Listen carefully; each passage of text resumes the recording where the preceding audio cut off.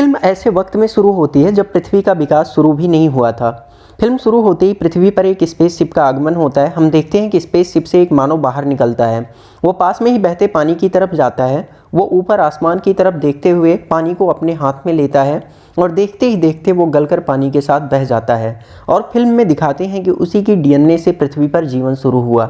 इस सीन के बाद हम सीधा 2089 में पहुंच जाते हैं, जहां हम देखते हैं कि मानव बहुत ज़्यादा विकास कर चुका है। हम देखते हैं कि कुछ आर्कियोलॉजिस्ट पुरानी गुफाओं में कुछ खोज कर रहे हैं। उन्हें गुफाओं की दीवार पर एक बहुत ही पुराना चित्र बना हुआ मिलता है। इस चित्र में एक आदमी ऊपर तारों की तरफ इशारा कर रहा होता है। ये चित्र देखने के बाद ये टीम काफ़ी उत्साहित होती है, क्योंकि उन्हें ऐसे ही चित्र और भी अलग अलग देशों में अलग अलग जगहों से मिले थे।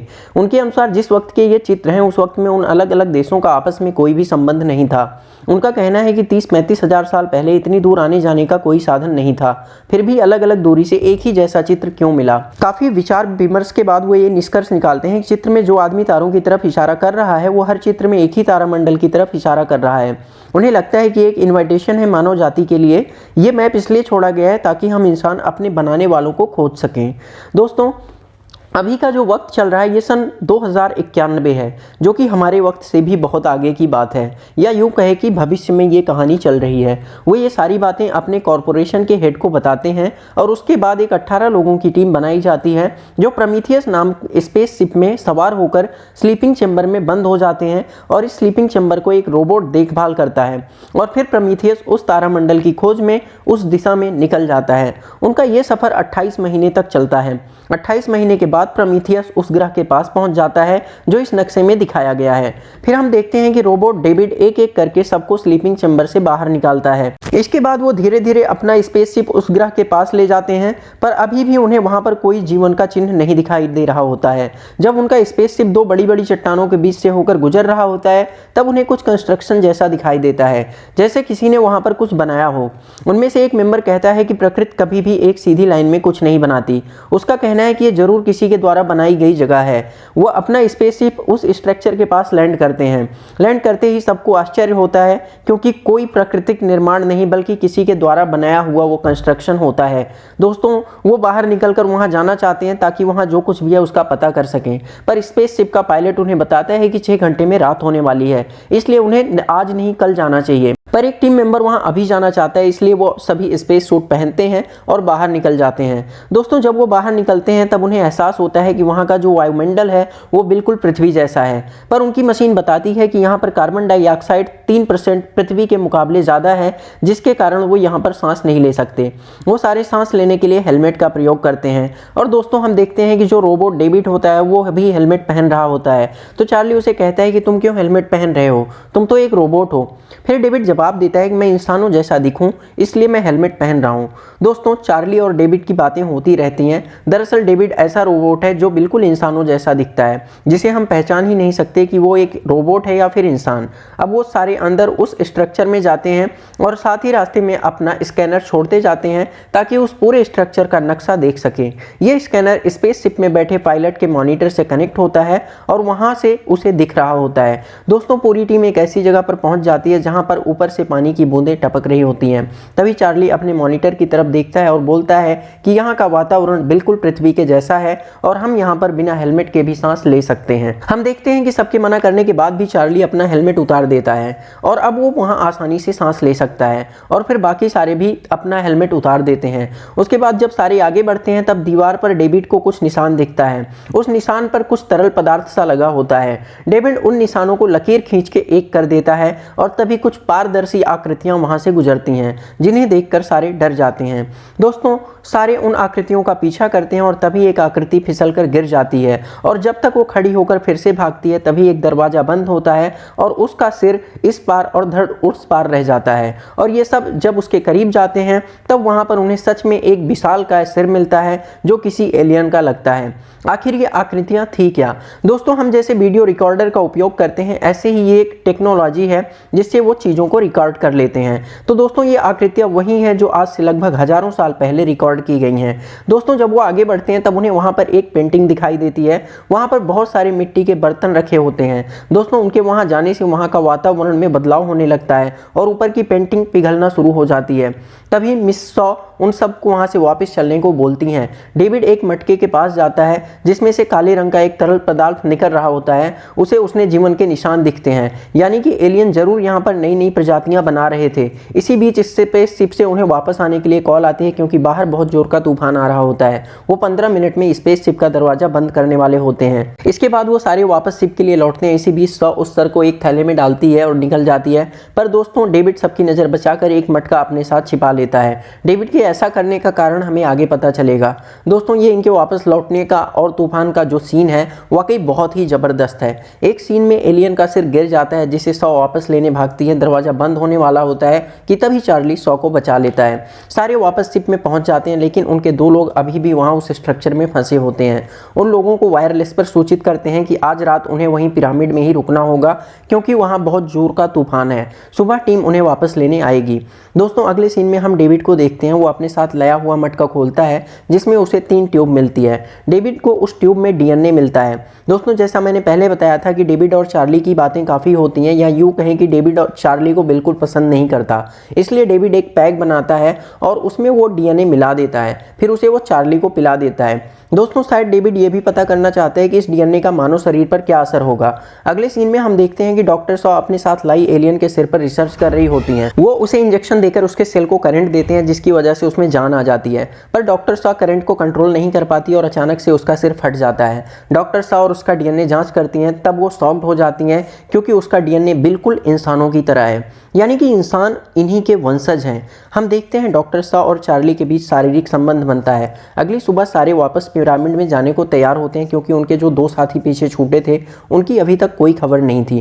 दोस्तों रात को पिरामिड में उन 2 साथियों को एक सांप दिखता है जो मटके में भरे हरे लिक्विड से निकलता है। उन्हें लगता है कि एक नॉर्मल सा सांप है और वो उसके पास जाते हैं, पर दोस्तों वो सांप बहुत ही खतरनाक होता है और वो इन दोनों को वहीं पर मार देता है। अब जब अगली सुबह टीम उन्हें ढूंढने पहुंचती है तब वहां पर उन्हें इन दोनों की लाश मिलती है। दोस्तों इन लोगों ने जो स्कैनर गुफा में छोड़ा था वो एक जगह एक दरवाजे पर जाकर रुक गया होता है। डेविड अकेला उस दरवाजे के पास पहुंच जाता है। डेविड उस दरवाजे को खोलकर अंदर आ जाता है और वहां पर उसे एक अलग ही तरह की दुनिया दिखाई देती है। वहां पर कई सारे स्लीपिंग चेंबर होते हैं और बीच में एक चेयर रखी होती है।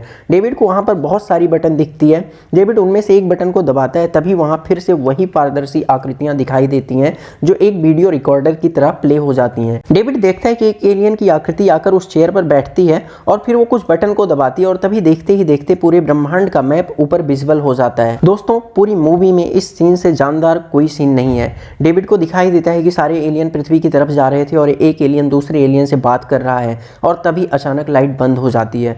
डेविड को वहां पर एक स्लीपिंग चेंबर में एक सोया हुआ एलियन दिखता है। इधर हम देखते हैं कि अचानक से चार्ली की तबीयत बिगड़ रही होती है। ऐसा उस डीएनए की वजह से होता है जो डेविड ने चार्ली को पिलाई थी। डॉक्टर सॉ सबको वहां से जल्दी शिप को लौटने के लिए बोलती हैं और शिप में सूचित करते हैं कि पीछे का दरवाजा खोल दिया जाए ताकि वो सब वापस आ सकें।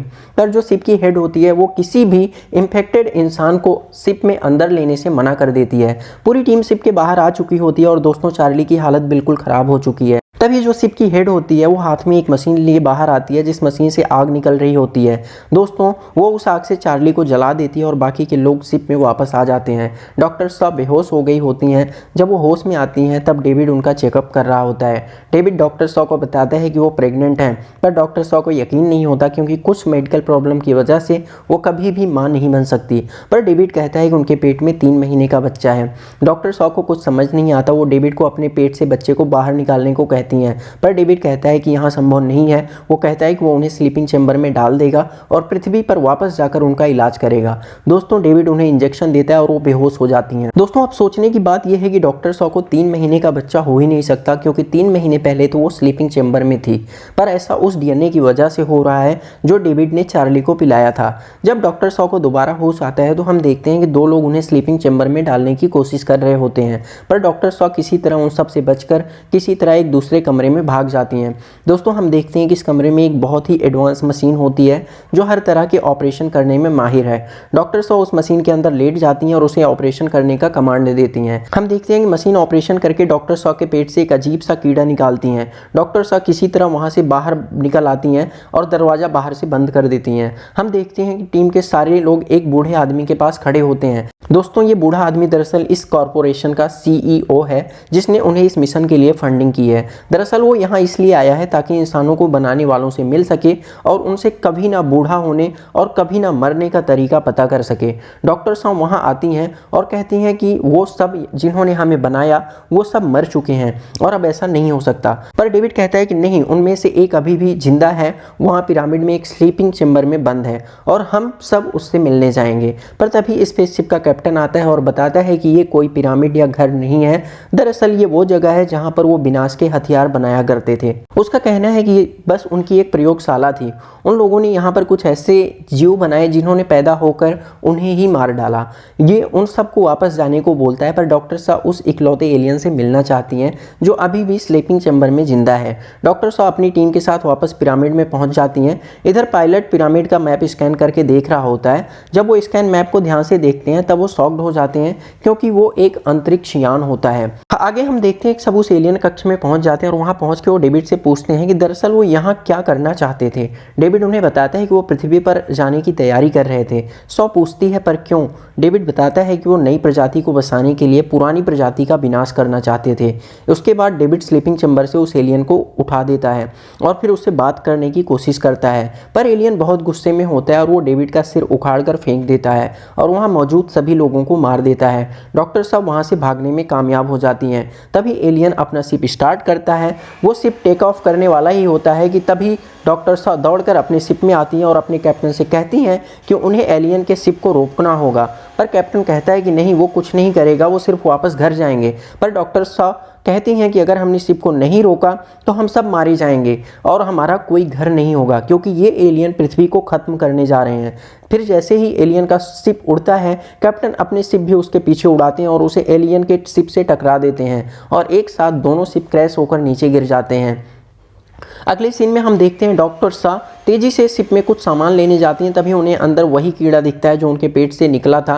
वो अब एक विशालकाय जानवर बन चुका होता है। तभी पीछे से डेविड की आवाज़ आती है। दोस्तों, डेविड एक रोबोट है इसलिए वो सिर उखड़ने के बाद भी बोल सकता है। डेविड कहता है कि तुम्हें वो जानवर मार देगा, वहाँ से भागो। तभी वो जानवर शाह की तरफ बढ़ता है। डॉक्टर शाह जल्दी से एक बटन दबाती हैं और एक दरवाज़ा खुलता है जहाँ एक दूसरा भयानक सा जीव होता है जो इस दूसरे जानवर को खा जाता है।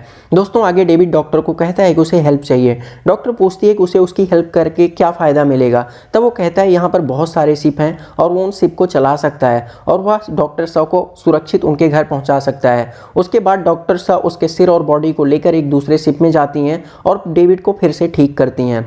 पर वो उसे कहती हैं कि वो पृथ्वी पर नहीं जाना चाहती हैं। वो कहती हैं उन्हें उन एलियन के ग्रह पर जाना है और उनसे मिलना है। डेविड पूछता है कि वो ऐसा क्यों करना चाहती हैं। तब वो कहती हैं कि वो अपनी बनाने वालों से पूछना चाहती हैं कि जब उन्हें मारना ही था तो उन्होंने उन्हें बनाया क्यों। और उसके साथ ही डेविड उस तरफ अपनी शिप उड़ा देता है जहां उन्हें जाना है।